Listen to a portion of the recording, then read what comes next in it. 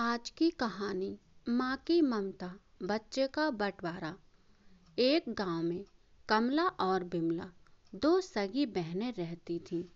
कमला के एक लड़का था, किंतु बिमला के कोई संतान नहीं थी। घर के सभी सदस्य कमला और उसके बच्चे को बहुत प्रेम करते थे। कमला को जब से संतान हुई थी, बिमला को कोई प्रेम नहीं करता था।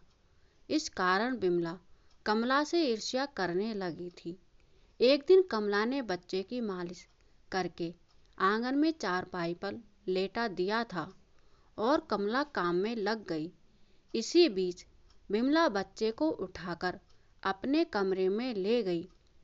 काम करके कमला बच्चे को उठाने पहुंची तो बच्चा वहां ना पाकर वह बिमला के पास पहुंची तो बच्चा उसकी गोद में था। कमला ने उससे कहा, ला मेरा बच्चा। उसने बच्चा देने से इनकार कर दिया। उसने उसे अपना बच्चा बताया। तभी कमला बच्चे को अपनी ओर खींचने लगी।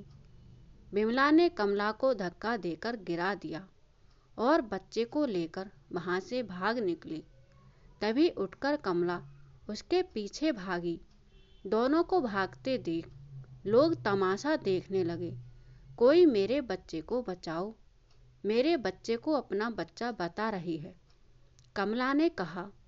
तभी वहां से जा रहे राजा के सिपाहियों ने दोनों को पकड़ लिया और दरबार में ले गए। सिपाहियों ने राजा से कहा, वह निर्णय करके बच्चे को उसकी असली मां को दे दें। राजा ने दोनों औरतों से पूछा कि बच्चे की मां कौन है। कमला ने कहा, बच्चा मेरा है।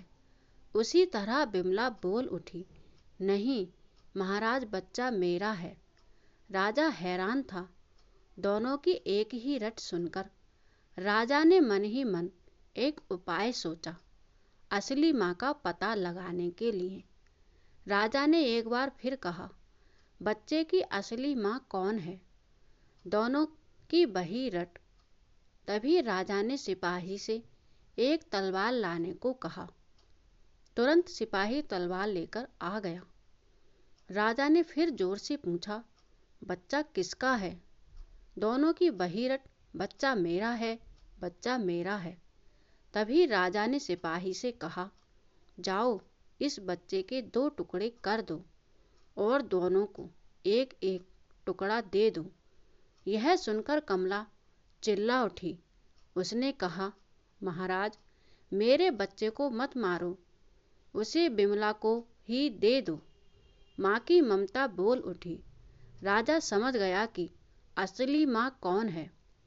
बच्चा कमला को मिल गया। बिमला का सिर नीचे झुक गया।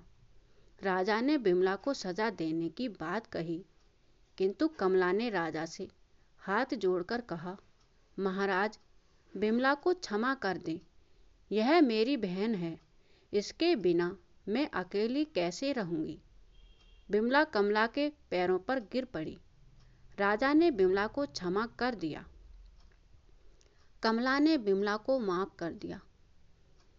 दोनों घर वापस आ गई और दोनों खुशी खुशी रहने लगी। दोस्तों, कहानी पसंद आई हो तो लाइक, कमेंट, शेयर और साथ में चैनल को सब्सक्राइब करना ना भूलें।